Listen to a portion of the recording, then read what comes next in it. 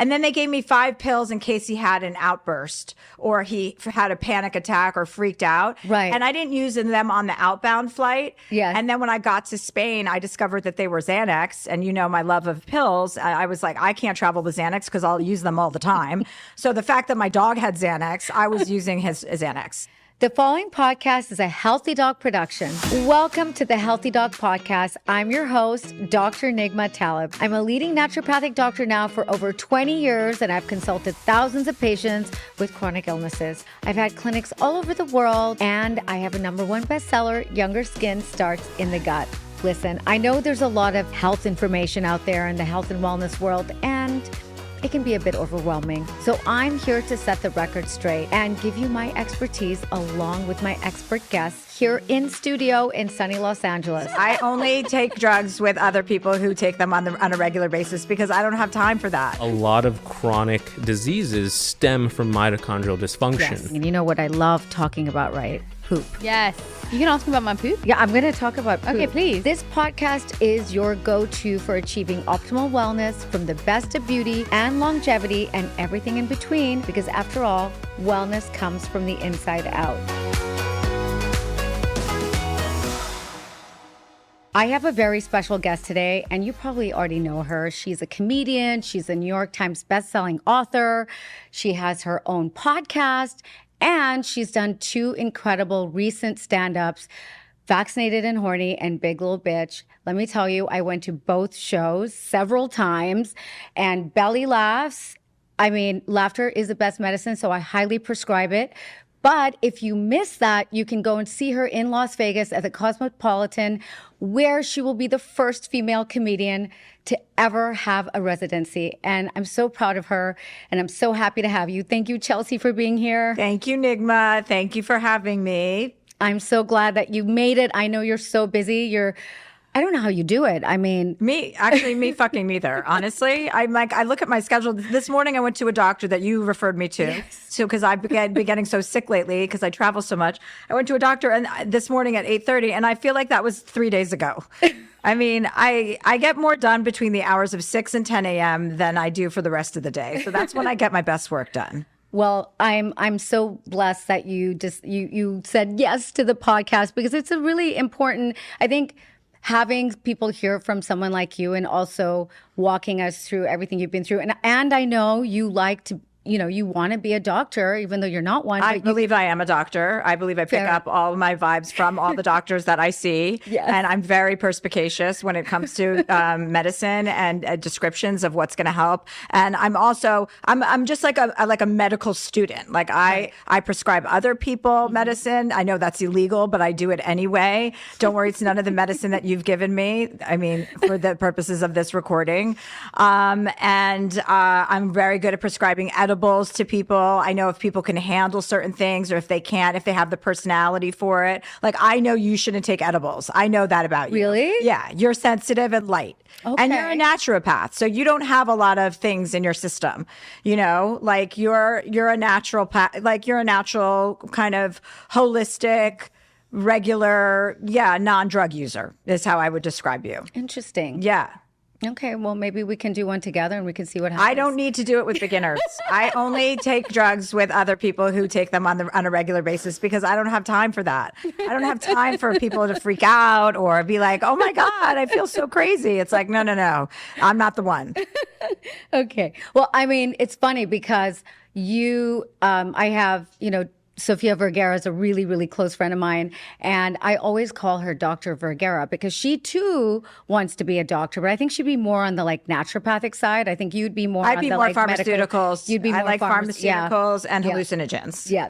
That's Fair my enough. area of expertise. So my dream is to get both of you on my show together. And I think it'll be hilarious. Medical board of physicians, of unqualified physicians. I think that'll be perfect. But before we get into all the doctor stuff, I want to talk about your book, because I did not expect to get the reactions that I got when I was reading it. I was sad. I was hysterically laughing at one point. And then I was just like, wow, how can somebody be so real and vulnerable? What was that like writing this book, Life Will Be the Death of Me. I mean, it was, for anyone who hasn't read it, it's amazing. Oh, well, thank you. That was a very good cathartic experience. I had just left therapy. And once again, I had picked up so much information that I just wanted to regurgitate it out to all of the people that were going to read my book. And I wanted to share, I went to a very expensive therapist who is really good at his job. And I know that everybody can't afford to do that. So I really just kind of wanted to share the wisdom that I had gleaned from my experience in therapy to all the other people that have experienced the same things, like delayed grief or, having a really tough exterior and not allowing yourself to be vulnerable, being invulnerable, being, just all of the things that I have experienced that therapy kind of really released in me.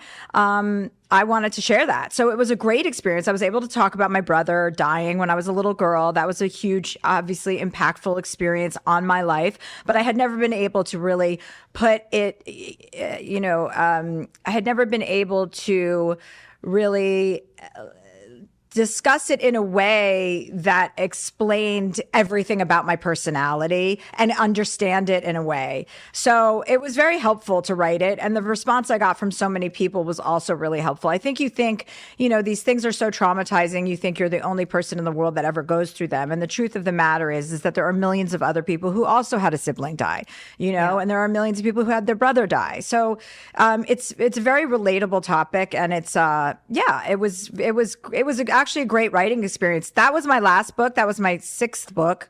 Yeah, sixth book. And I just finished my seventh book. I know. I remember. This was a much different experience because it was less, but it's, I feel like therapy is one of those things where you go to therapy. Like I went for intense therapy for 2 years, a few times a week, because I wanted to get in and get it over with, like I didn't want to go for 6 years. But the thing with therapy is you learn all of the things you learn about yourself, and then you have to digest everything that you've learned. And then you have to apply everything that you've learned to your life. So it's like a 3-part process, in my experience anyway, is what it was. So it took about 6 years to fully become this newer, better version of myself, and there's always room for improvement. Nobody's fully cooked, because if you were, there's no point in being here. But so that was my experience. And I was very grateful to be able to even have the platform to share it. Yeah, I mean, it was a very vulnerable, writing this memoir and, speaking about your brother and how, you were angry when it happened because, you couldn't digest what was actually going on. You were like, why did my brother leave me? And instead of a death, I took it as a rejection because my brain wasn't mature enough to understand it was an accident. So when he told me, hey, I'm coming, I'm never going to abandon you. I'm never going to leave you alone with these people. And these people, he meant my parents, because they were just disorganized and they slept a lot. They were just not, they had 6 children, so they were exhausted. Right. But when my brother said, I'll never leave you with these people, when he was leaving for the trip that he died on, I took that at face value. So when he didn't come back, it was like, you lied and then you left me. And it was abandonment. And, I was never able to put those thoughts into a form that was that made me have a better understanding of the fact that it was an accident. I wasn't abandoned. Yes, exactly. And that, it's sort of, you were 9 years old though. I mean, you were really young. So, I mean, unfortunately, we can't schedule death, so you kind of just have to suck it up. And, people go through so many things like that, that's what life is, unfortunately. And that's what builds resilience. And it also can build terrible habits, and it can hurt you a lot. And that's why therapy is so important, to be able to really reflect on what makes you the way that you are and why your personality is the way that it is. I read also that your beginning of your therapy was when the whole presidential election had happened. And when, most of I think the first 3 therapy sessions were just to talk about Trump. Yeah. Because I just couldn't believe that Trump was, like a presidential candidate, never mind that he won. And I had a real hard time digesting that. Literally. Because I just couldn't believe, I was like, wait a second, what? I thought we were supposed to love our neighbor. What? So it turned everything on its head. And then I realized, oh, wow, something didn't go right in my life. How many times in my life have things just been the way I wanted them to be, and how entitled you become. And it's true. You have expectations that everything's just going to work out the way that they should. And that's not always the case either. Yeah, I mean, it really does. It does that to all of us because we're just in a state of shock going, how can this happen? And I think all of us went through therapy during this time. I know you're not the only one. All of us did, like including me included. And then that followed by COVID, that was like a 1-2 punch. Right. And that's why your vaccinated and horny tour was like a lifesaver for me because I, as you know, I went to it several times. Yes. I couldn't get enough. And, I really do believe that laughter is the best medicine. And it was a really big gift you gave all of us because I know, comedy is just, the best way to go when you're going through a tough time, as we were all collectively doing. I've built my entire clinical philosophy and even wrote a book called Younger Skin Starts in the Gut around one simple truth. If your gut isn't optimal, nothing else works. Genova Diagnostics GI Effects test is the gold standard in functional stool testing, mapping your microbiome, digestion, inflammation, and nutrient absorption with clinical precision. It's a crappy job, but someone has to do it. And no one does it better than Genova. Visit genovaconnect.com and use my code HealthyDoc15 for 15% off your first stool test. Do you feel there's a lot of pressure on yourself to like be funny, to be like activist, to do like all of these things that you're doing? Like how do you deal with that pressure? I mean, it's self-imposed pressure. Yes. It's really what I decide to do to myself. Right. I can't really blame anybody else for their expectations of me. I don't think about it in that kind of framework. I just think about the kind of life I want to lead, which is a full one. Like I want a full career. I want a full personal life. I want lots of vacation time. I want lots of time with my family. I want my pets. I want a lot of things, and nobody's going to get that for me. Yes. I mean, that's speaking of pets, you like dedicate 3 chapters in your book to your dogs. There's a lot of stand up and a lot of writing of my books that revolve around my dogs. I mean, the part in your book where you talk about Chunk on the plane, I mean, what happened there? Like I took Chunk to Mallorca because I believe Chunk was my mother reincarnated. Right. He acted like my mother. As soon as I saw him, I was like, oh my God, I called my sisters and I was like, Mom's back. And she's in the form of a rescue dog. And my sister's like, I don't think that Mom is a dog and that's insulting. And I'm like, well, I'm looking at her right now and it's Mom. So then my mom had never been to Spain. So I wanted to take Chunk to Spain, and my whole family was on vacation there. And I had never, that was a 12-hour flight. So I had to research and talk to my vets and see how I could manage that. Right. And then they gave me 5 pills in case he had an outburst or he had a panic attack or freaked out. Right. And I didn't use them on the outbound flight. Yes. And then when I got to Spain, I discovered that they were Xanax. And my love of pills, I was like, I can't travel with Xanax because I'll use them all the time. So the fact that my dog had Xanax, I was using his Xanax. So I started using his drugs. And then by the time we flew back, I had no more Xanax left because I had taken all of Chunk's Xanax. And he actually did have a meltdown. And I tried to give him a melatonin because he was a beginner, like I figured that'll work. He could me. Yeah, exactly. I would give you a melatonin too. Exactly. Okay. And it just went to shit. The whole thing was a disaster. I was woken up by the flight attendant in first class saying that my dog was running around the first class cabin foaming at the mouth. And I was drooling out of my mouth because I had taken his last Xanax and was out of it. I'm like, dog? Whose dog? I have a dog. Where? I have a dog? What are you talking about? I know it was. I was reading it in your book, and you like describe it so well, like how you fell flat on your chest and you like burnt your. I had rug burns on my forehead. Blood. I mean, sorry, that's a different story. I had rug burns on my waist because I had his leash tied around my waist. Yeah. So when he got free from me in our little honeymoon pod that we were in, I didn't even wake up. But like later on, I was like, "What's on my stomach?" And I'm like, "Oh, I have rope burns from his leash." You're such a good writer, and it's so funny, and it's like all the things I did not expect it. So tell us about your next book that you're writing. So that you finished. I just finished it, yes. And it's coming out probably in the beginning of the new year. Okay, perfect. February. And it's been, I love writing. I love my stand-up and my writing overlap a lot. Yes. So there's a lot of, because I'm a storyteller, that's how I make a living is by telling stories. So that works in written form and it works in storytelling form, which is why I have a career. I get to tell my stories on stage and I get to write them down. And obviously there's some overlap. It's not all the same because different times in my life I have different things to say. But this book was, I got it. I got the book deal. They approached me about it when I was in love with Joe Coy, because everyone seemed very supportive of that. And they were like, oh my God, Chelsea Handler's in love. Like, you're acting like a person that you would have made fun of 10 years ago. Right. You know, we were all over social media and we were very public about our love. And it was real and very genuine. And they were like, we want you to write a book about falling in love. I'm like, yeah, I'm down. And then he and I broke up. And I was like, that book isn't happening. So I had to wait a year or two and think about what I did want to write about. And what I did want to write about, what I have written about, is really just getting after your own life and being passionate about who you are and really being true to that person.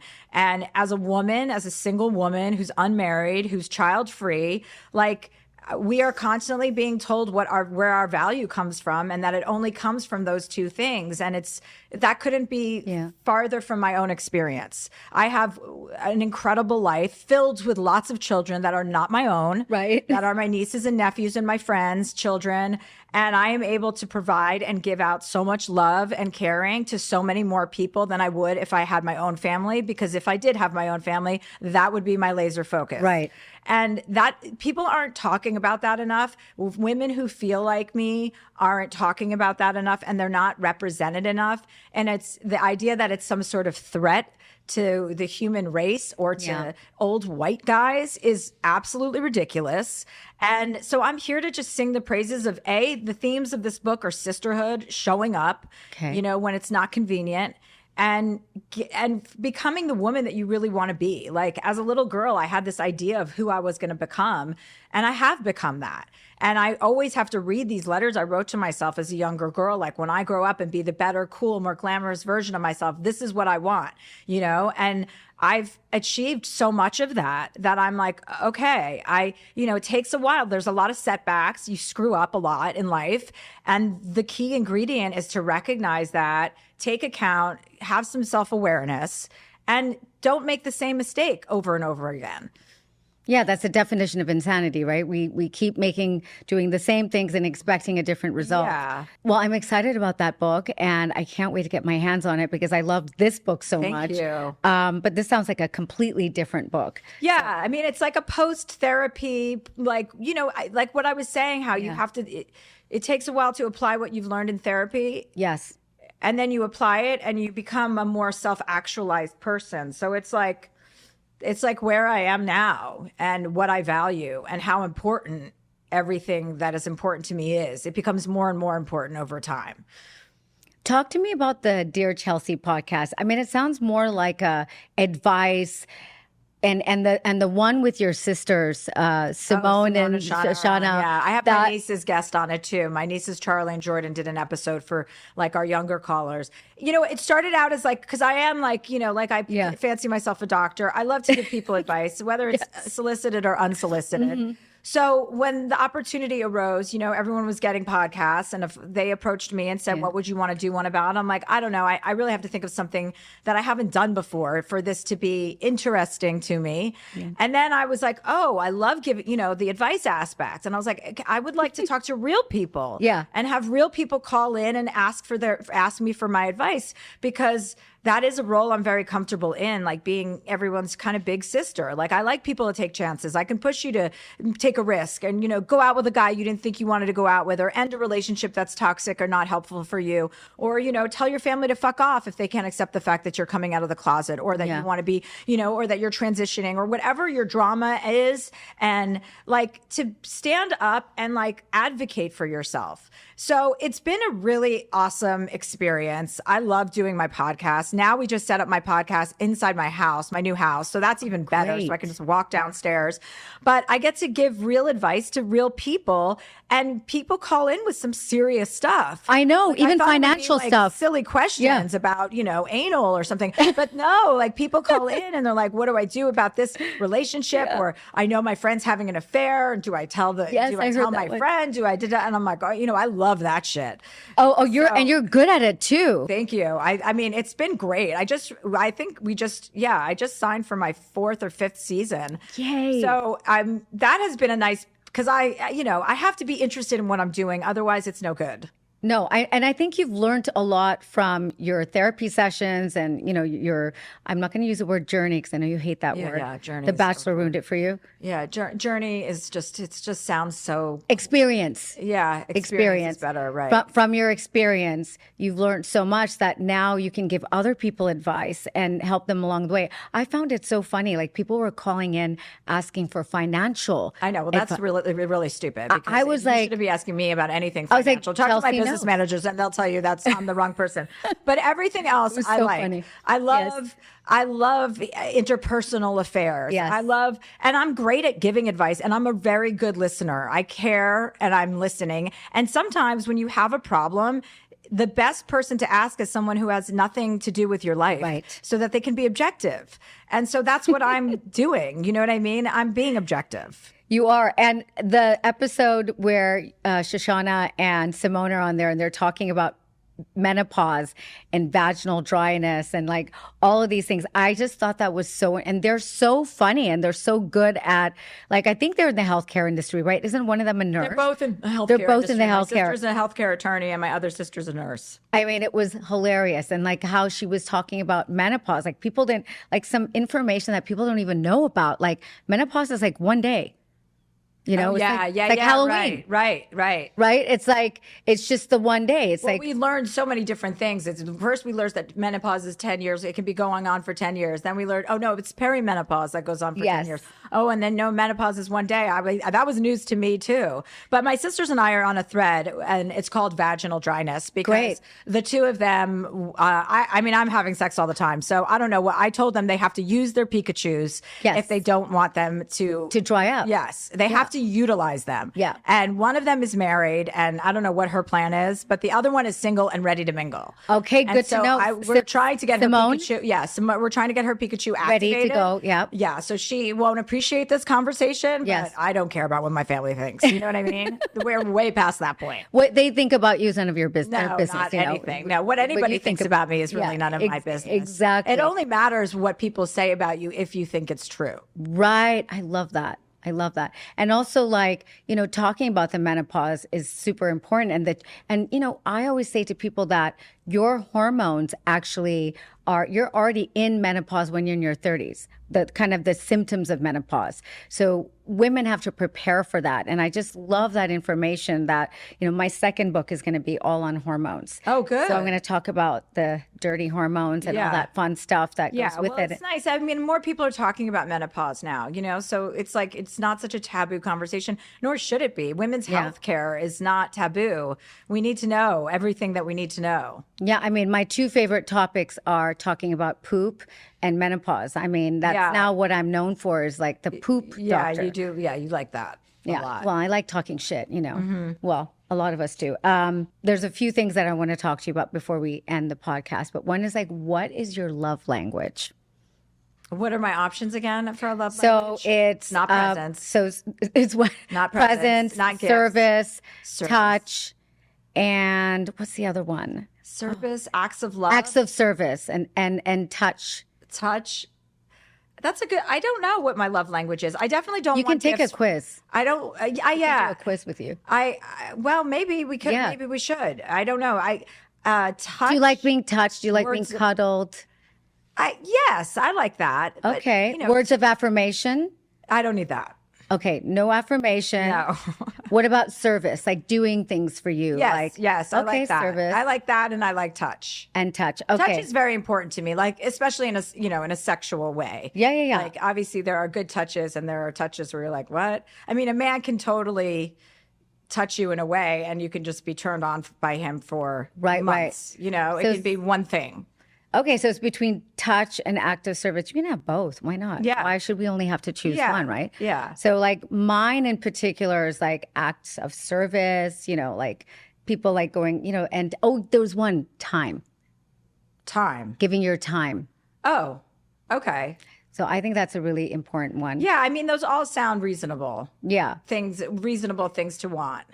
Exactly. So, okay, so that's yours. And then the other thing is I wanted to talk about giving, because I know you're always helping your friends with their health and wellness. That's something that you're always like, you'll text me like, Dr. Nigma, I've got this person. Can you help them? And I love that about you, that you care about people so much. Like, you're not only just a pharmacist, but you actually want to get to the root cause of why somebody is going through something. So I'm going to give you a gift at the end of this podcast. And either you can do it yourself, because not to embarrass anyone, or you can give it to a friend who you really think. So I want you to think in your mind, or you can tell me who you think it is. Who do you think needs a gut microbiome test? Like, this is going to measure all their good bacteria, their bad bacteria, potential parasites.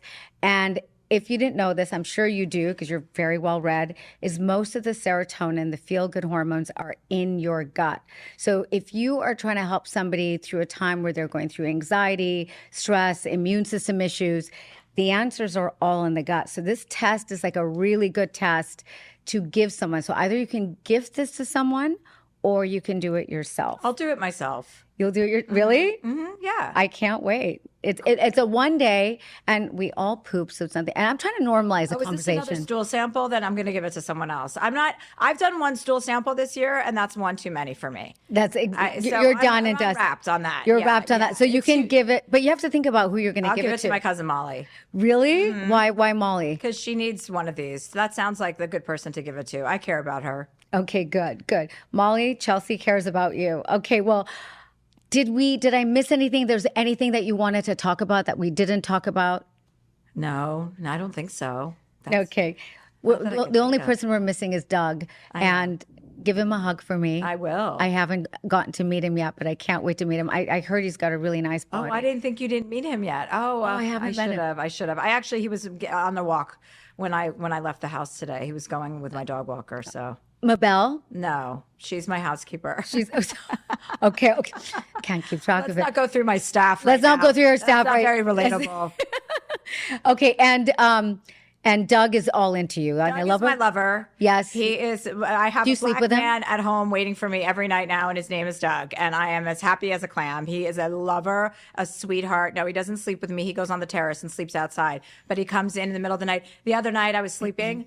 And he's so agile and like nimble that you can't hear him. He's so soft, even though like you don't hear him come up on the bed. So the other night I was sleeping and I was sleep with the eye shades on, and I rolled over and I felt this breath on me, and I'm like, well, no one's supposed to be here. And then I lifted my eye shades, and Doug was just staring at me with his eyes open, and it was like 2 a.m. And I just looked at him and was like, this is the kind of lover I want. love I want. Yeah, exactly. Oh my God. Before you go, I just want to, because I'm telling everybody that they're going to, by this time this podcast comes out, they're going to miss your 2 shows that you're doing. Well, I think I'm on. No, But I'm on the tour through Vegas one. December. I'm on Little Big Bitch tour through Till December. Okay. Yeah, so I'm coming to a city near you. I'm always Okay, touring. good. So yeah, you can go to chelseahandler.com for tickets. Perfect. Okay, so we'll look I'm through. going to Connecticut. I'm going to Massachusetts. I'm going all over. Okay, guys, if you haven't gone, you have to go, because, I mean, I've gone several times. I have zero shame. And you were so kind to gift me and my high school friends in Vancouver tickets to your show. Like, that was the highlight of the trip. Like, I'm so the girls glad. loved it, and they thank you profusely. I mean, I grew up with these girls, so we were all laughing our butts off. And then I want us to just go into your Vegas residency really quickly. Can you give us a snapshot of what that's going to look Well, like? I'm performing in Vegas once a month for the next 2 years. So that starts on September 1st, and then I do one November 2nd, November 30th, and that'll be a changing show as I change my set. My set is always constantly kind of changing. I don't shoot my Netflix special until November, so I don't know when that comes out next year. But basically, your stand-up, once it comes out on the special, you have all, it's a whole new set of material. So depending on when you see me, if you've seen this tour, I'll be doing this tour to start in Vegas, and then it will turn into a different set. But yeah, it's all stand-up. It's all good vibes. Oh, it's such good vibes, and you feel so good coming out of there. So remember, laughter is the best medicine. Go and see Chelsea Handler at her show. Go check her out at chelseahandler.com. Thank you, Chelsea, for being here. This was so fun, and it's been so good to see you. It's been a long time. I know. And Thank so you. good luck on all your tours, and wishing you all the best. Thank you. Thanks, guys. And here's your stool test. Oh my God, to give to Molly. To give to Molly. There you go.